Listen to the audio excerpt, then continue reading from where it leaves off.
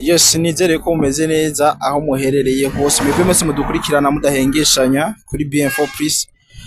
Ni kodi wanyu ngo bisanzwe ntangore ndabaramutsa.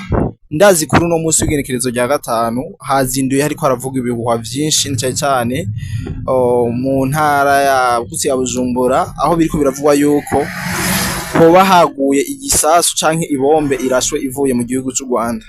Kumbure muri BM4 twavyumvise niko guca dufata runo rugendo mubona kugira ngo twerekeze aho ivyo bintu vyabereye, tubashe kubaha amakuru ingene ibintu vyifashe muri rusange, tubabwire uko ibintu twabisanze. Rero nobasaba yuko mugumana natwe kugira ngo muze muramenya buri kimwe uko vyifashe.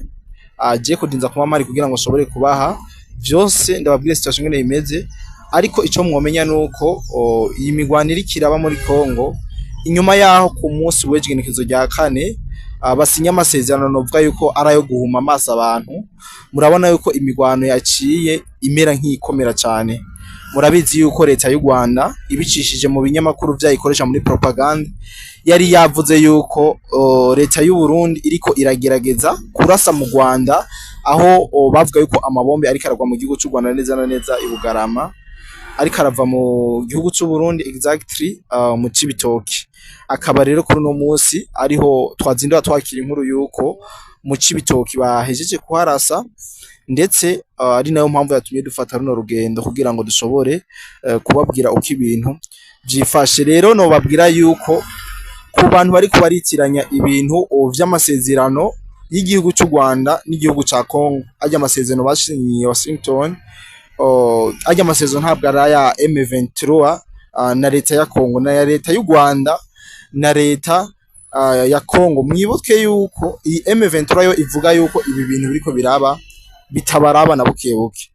Rero mwumve yuko ahubwo nyuma yuko barashe mu Burundi mu buryo bweruye, ibintu dushobora kubona vyahinduye isura, ibintu bigafata indi ntera, kuko novuga yuko ari ibintu vyateguwe na leta y'u Rwanda. Kuko dufatiye ku vyo abanyamakuru mu Rwanda ku munsi w'ejo bariko baravuga, bavuga yuko ibisasu biriko birava mu Burundi kandi bategerezwa kugira ico bakoze mu gihugu cy'u Burundi. Amakuru tumaze kwakira ubu none nuko abagera kuri babiri bashoboye gukomereka cyane, ndetse ngo n'ubwoba ari bwinshi cyane aho mu Cibitoki ca Rugombo neza na neza mu Bandaga. Rero muze kubana natwe, muze kugumana natwe, ndibaza turabashikira kuri te kugira ngo tubahe vyose ngene bimeze.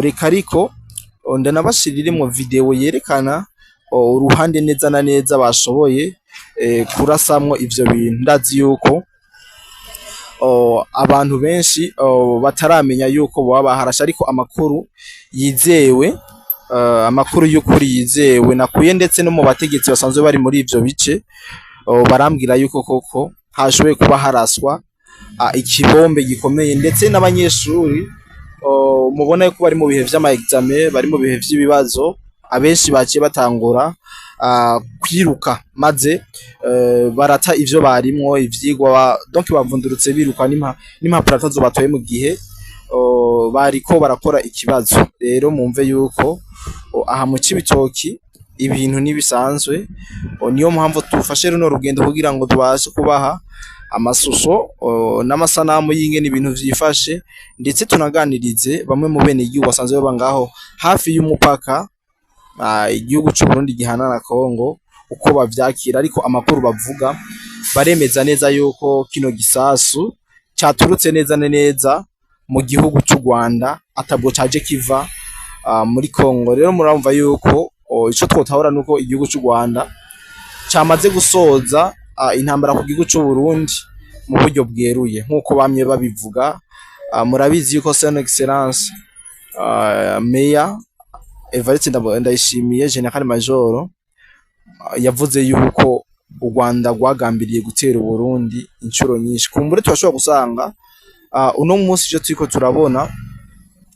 turiko turabona u Rwanda ariko rurikoza ariyo ntandaro canke ariyo ntango yo kugira ngo bashobore konona amahoro n'umutekano mu gihugu cy'u Burundi, nkuko bari basanzwe babikora mu buryo bwa sabotage, bacishije kwizimbwa ngo kana bumenyi zabo, bakaza gutera ubwoba bene igihugu b'abarundi. Ariko tubabwira yuko nyene icubahiro kugenda niwe yavuze yuko ngo abarundi ngo bajya bakaravye kandi abarundi n'abanyamahoro nta na rimwe bigira bashotorana. Reka rero ndabikibanure kumbure turongera mu bindi biganiro namaze kuba nshika kuri tere kugira ngo ashobore kubereka uko ibintu vyifashe, ariko ikindi no nababwira nuko nyuma y'amasezerano yasinywe Washington ku munsi w'ejo nuko imigwano yo mu gihugu ca Kongo n'ubu yakomeje, ndetse naho abatari bake guhera isaha 11 z'agatondo niho leta y'u Rwanda yakomeje kurekurira ibibombe bikomeye ngaha nyene neza na neza muri Kamanyora n'ibindi bice byose biko rabera mu migwano, maze bimaze kuba bihitana abene igihugu batari bake. Ndazi abadukurikirana bari mu groupe yacu WhatsApp turashobora kubasangiza uko ibintu vyifashe, babone ingene leta y'u Rwanda ikomeza gukora inkumbi canke kwiha inkumbi ngaha mu gihugu ca Kongo inagambiriye igihugu cy'u Burundi.